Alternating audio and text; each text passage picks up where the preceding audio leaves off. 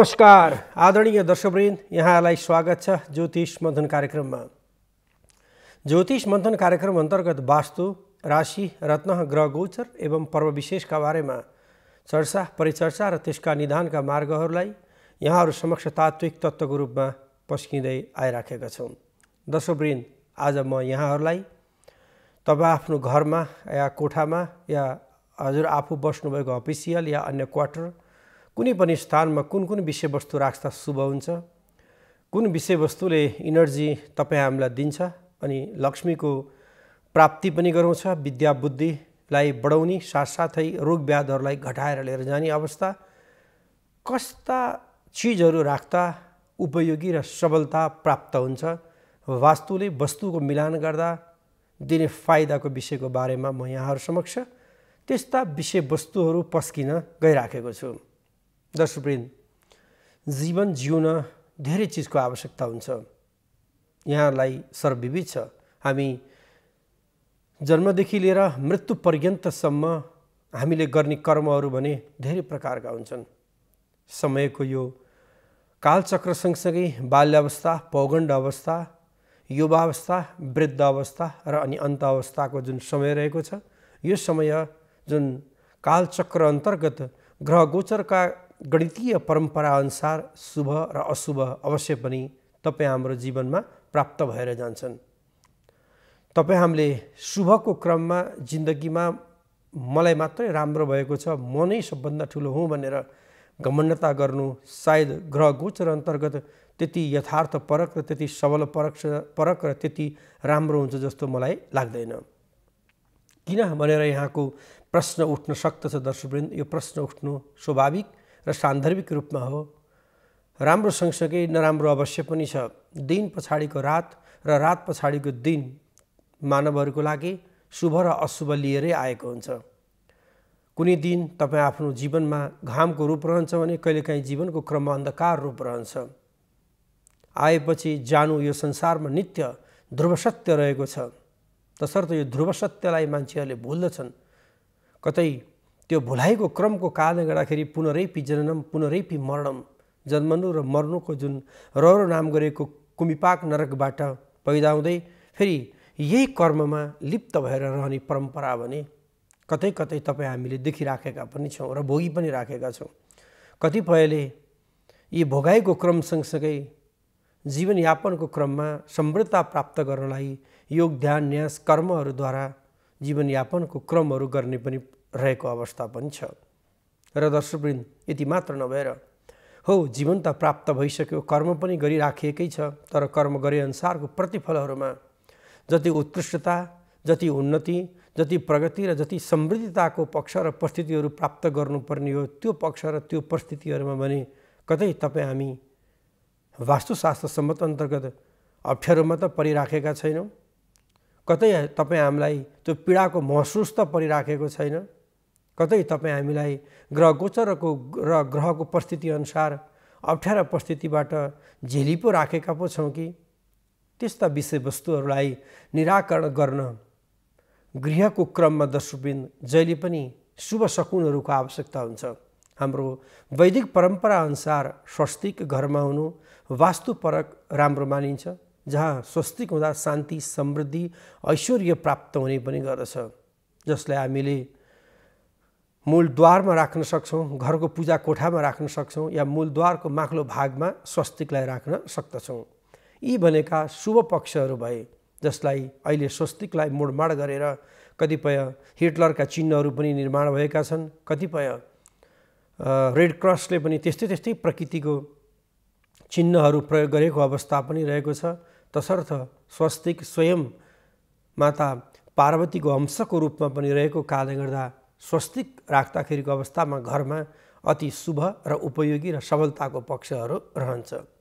र त्यसै गरी कलश, दर्शकवृन्द, कलशलाई स्वयं वरुण देवताको रूपमा मानिन्छ। जहाँ कलश त्यहाँ दर्शकवृन्द जलको अंदर स्वयं भगवान श्री वरुणदेव जल विनायक आगमन हुने भएको कारणले गर्दा जल विनायकको आगमन सँगसँगै जलीय तत्त्व मानवको रिस भने कलियुगमा धेरै हुने, अग्नि तत्त्व बढी हुने भएको कारणले गर्दा सूर्य यन्त्रले योग विज्ञान अनुसार पनि बढी उचल पुछल र अनि बढी पीडा र समस्याहरू भने बार दिइराख्ने अवस्थाहरू रहन्छ।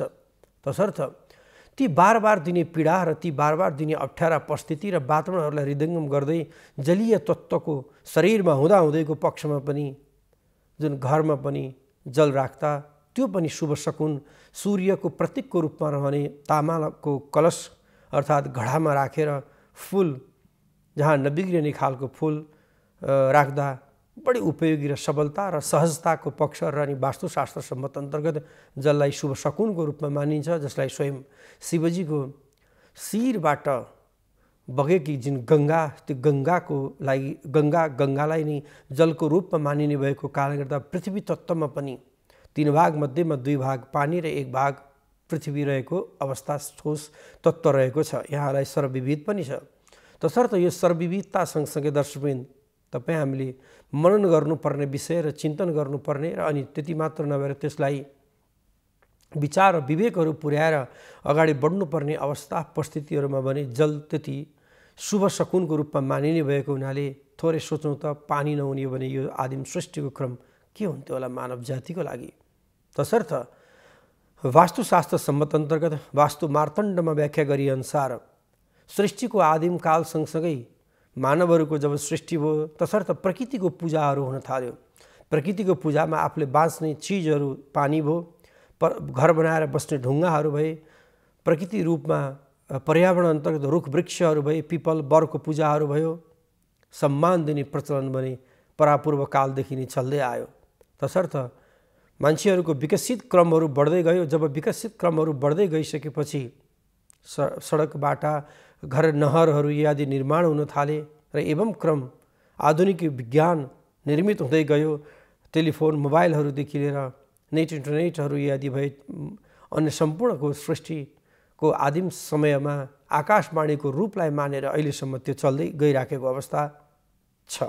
तसर्थ ज्ञानबाट निर्मित विज्ञानले ठुलो फड्को मारिसकेको अवस्थामा पनि तपाईँ हामी हाम्रा पुराना कुराहरूलाई लिएर जुन प्रकृति रूपी प्रकृतिको आराधना र प्रकृति रूपी मानवको लागि पञ्चतत्त्वलाई शरीरमा सम्मिश्रता गर्न अगाडि बढिराखेका छौँ। दर्शकवृन्द तपाईँ हामीलाई विज्ञानले मुक्ति दिन सक्दैन।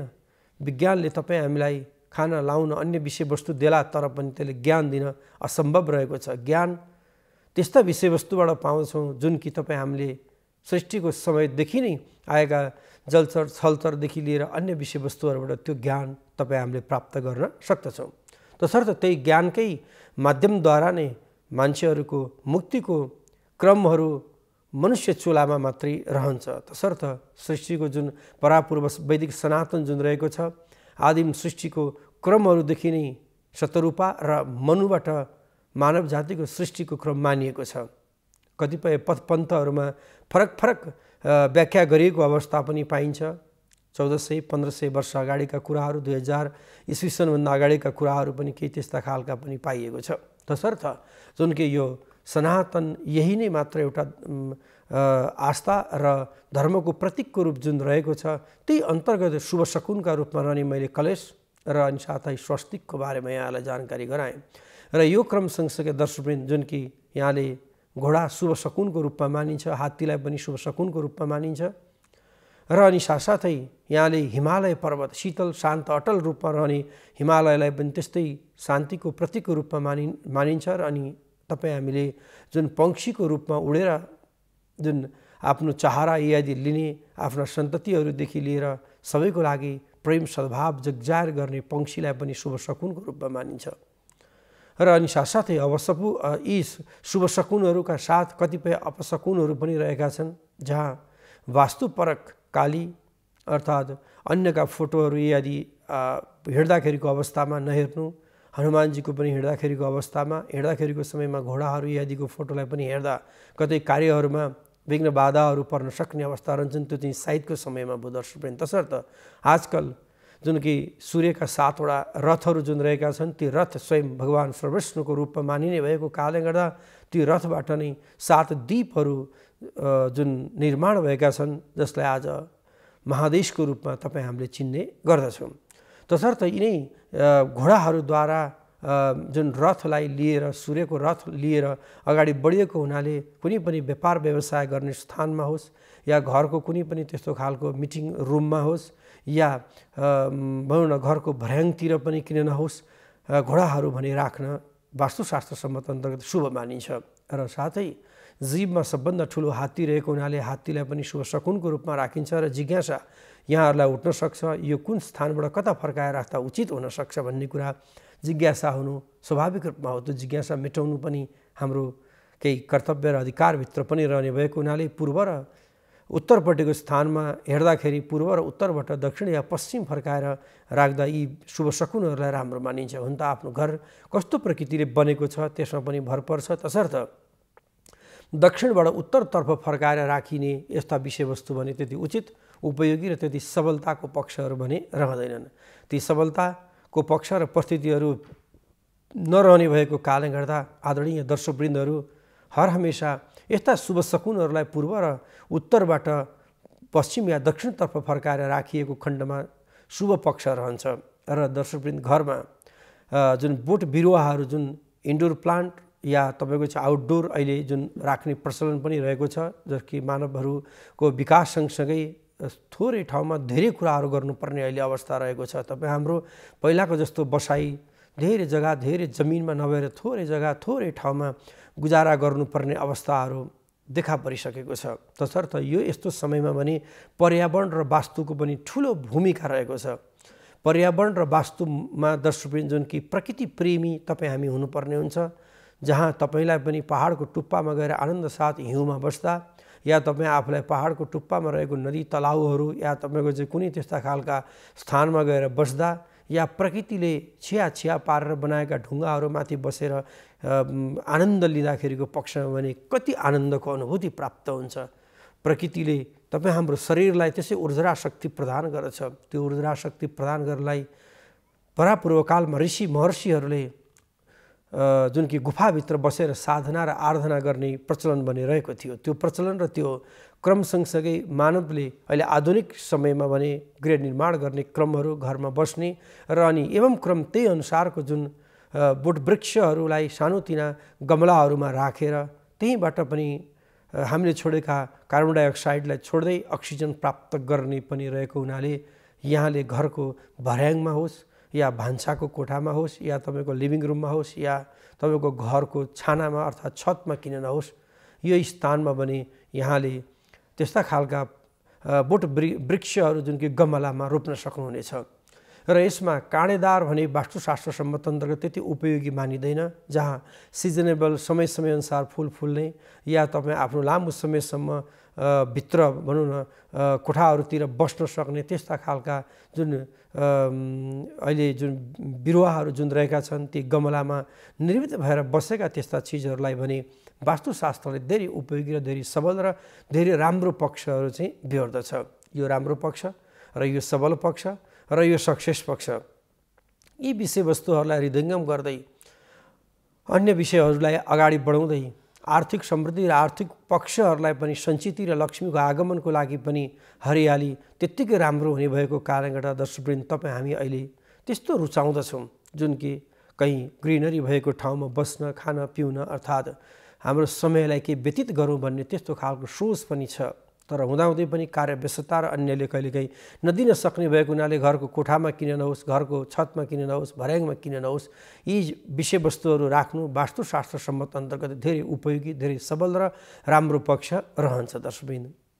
र अर्को विषयवस्तुको पक्षमा हेर्नुपर्दा दर्शकवृन्द यी भए बोट वृक्षका क्रमहरू भए र अनि साथै यसमा शुभ शकुनको पक्ष भयो। अनि गणेशजीलाई सिद्धि ज्ञानका दाताको रूपमा मानिने भएको कारणले गर्दा दर्शकवृन्द गणेशको फोटो पनि घरमा राख्नु निकै उचित र उपयोगीको पक्षहरू पनि मानिन्छ।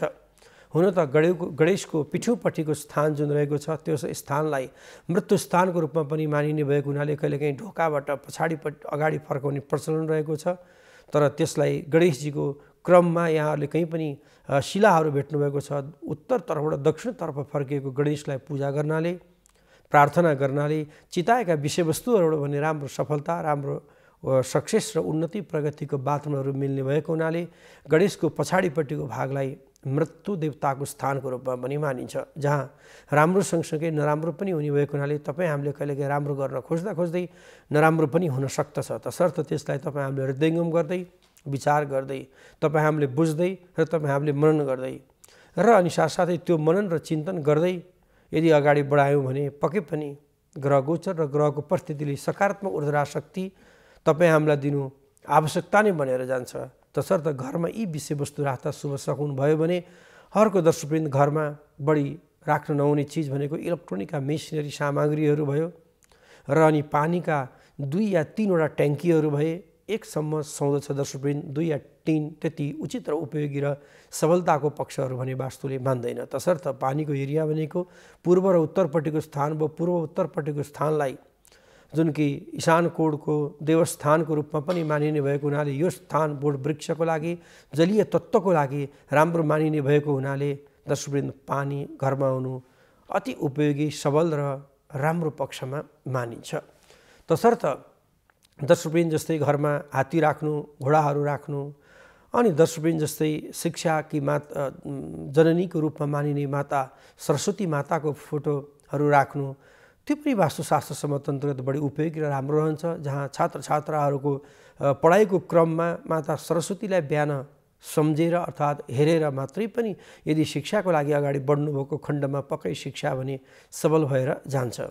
आर्थिक उन्नति आर्थिक प्रगतिको लागि माता लक्ष्मीको फोटो अर्थात् माता लक्ष्मीको मूर्ति घरमा हुनु अर्थात् पाञ्चयन देवताको पूजाको कोठामा माता लक्ष्मीको आराधना गर्नु अति स्वाभाविक, अति सान्दर्भिक र अति राम्रो पक्ष र परिस्थितिहरू बनेर जान्छ दर्शकवृन्द। तसर्थ तपाईँ हामीले कहिलेकाहीँ जान्दा जान्दै घरलाई बिगारिराखेका हुनसक्छौँ, कहिलेकाहीँ नजान्दै पनि बिग्रिराखेको अवस्था पनि हुन सक्दछ र यी शुभ चिजहरू घरमा राख्दाखेरिको अवस्थामा जहिले पनि शुभ शक्तिहरू अर्थात् राम्रो शक्ति दिएर जान्छ र त्यसले नै तपाईँ हाम्रो आर्थिक मजबुती, आर्थिक समृद्धि, आर्थिक प्रगति र साथसाथै गर्न खोजेका विषयवस्तुहरूबाट भने हर हमेसा साथ सफलता र उन्नतिहरू प्राप्त भएर जान्छन् दर्शकवृन्द।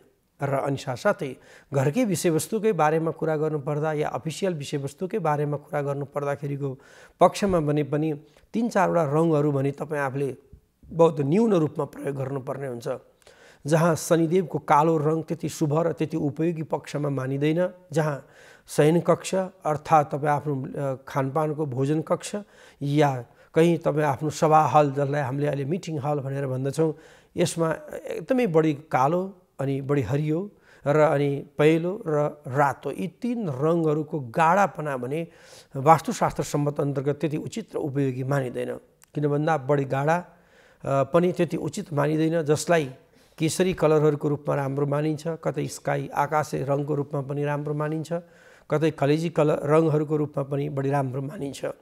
र लक्ष्मीको प्रतीकको रूपमा रहने उक्त कलेजी कलर र अनि लक्ष्मीको प्रतीकको रूपमा रहने केसरी रङ भने बढी उपयोगिता, बढी सबलता र अनि साथसाथै यसमा राम्रो सफलताहरू दिएर जाने खालको अवस्था परिस्थितिहरू भने हर हमेसा बन्दछन् दर्शकवृन्द। र अनि अर्को अत्यन्तै शुभ सकुनको रूपमा रहने माछा घरमा एक्वेरियम बनाएर राख्नु वास्तुशास्त्र सम्मत अन्तर्गत हजारौँ दोषहरूलाई दूर बनाइदिने पनि गर्दछ।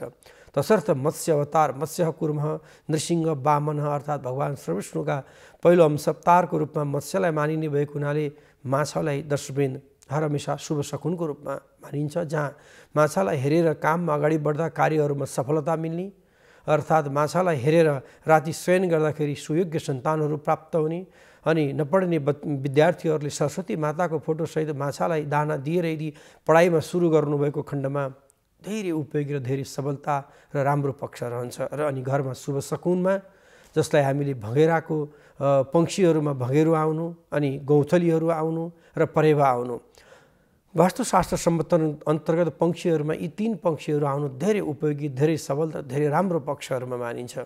तसर्थ जस्तै प्रत्येक तपाईँ हामी गृहस्थी जीवनमा बसिसकेपछि प्रातः उठेर यी चराचुरुङ्गीहरूलाई दानाहरू पानीहरूको व्यवस्थापन गर्नु पनि धेरै उपयोगी मानिन्छ। जो सन्ततिहरू पढाइमा अलि अल्छी गर्नुहुन्छ भने उहाँहरूले परेवालाई पृथ्वीमा अर्थात् जस्तै भुइँमा या आँगनमा या सडकमा या चौरहरूमा खानेकुराहरू परेवालाई मकै भयो, गहुँ भयो या चावलहरू यस्ता विषयवस्तुहरू दिनुभएको खण्डमा के विद्याको भागहरू बढ्दछ, तर कर्म भने नितान्त आवश्यकता छ। बिना कर्म विद्या बढ्दैन दर्शकवृन्द। तसर्थ विद्या ददाति विनयम विनयात याति पात्रताम पात्रता धनमाप्नोति धना धर्म तत सुखम भने जस्तै विनय प्राप्त गर्नको लागि, विद्या प्राप्त गर्नको लागि दर्शकवृन्द साधनाको क्रम नितान्त आवश्यकता रहन्छ। जुन साधना, जुन आराधना, बिना साधना बिना आराधना कुनै पनि विषयवस्तुको प्राप्त गर्न तपाईँ हामी सक्दैनौँ। तसर्थ त्यो विषयवस्तु प्राप्त गर्नको लागि साधनाको क्रम र आराधनाको क्रम, शिक्षालाई माता सरस्वतीको साधना गर्दै तपाईँ हामीले बचपनदेखि नै जुन कि 3 वर्षको उमेरदेखि नै विद्या पढ्दै पढ्दै गयौँ भने विद्याले विनय प्राप्त हुन्छ, धन त्यही दिन्छ, सम्पत्ति त्यही दिन्छ, मान त्यही दिन्छ, सम्मान त्यही दिन्छ, इज्जत त्यही दिन्छ, प्रतिष्ठा त्यही दिन्छ, आर्थिक उन्नति प्रगतिको वातावरण त्यही दिन्छ, मान सम्मान र इज्जतको वातावरण र परिस्थितिहरू त्यही नै दिन्छ दर्शकवृन्द। त्यो दिने भएको कारणले गर्दाखेरि हर हमेसा तपाईँ हामीले हृदयङ्गम गरेर अगाडि बढ्नु पर्दाखेरिको अवस्था र परिस्थितिहरूलाई यिनै विषयवस्तुहरूलाई अगाडि बढाएर जान पाइएको खण्डमा पक्कै पनि शुभ शकुनका रूपमा मानिन्छन्। र अर्को पक्षमा दर्शकवृन्द घरको मूल गेटमा धेरै कालो रङको गेटहरू, हरियो रङको गेटहरू प्रयोग गर्नु त्यति उचित र उपयोगी पनि मानिँदैन। जुन कि तपाईँ हाम्रो आँखाले हेर्दाखेरि आँखाले त्यो रङलाई पढ्न सकोस्, अर्थात् त्यो आँखाले त्यो रङ हेर्दाखेरि बुझ्न सकोस्, मनन गर्न सकोस् र चिन्तन गर्न सकोस्।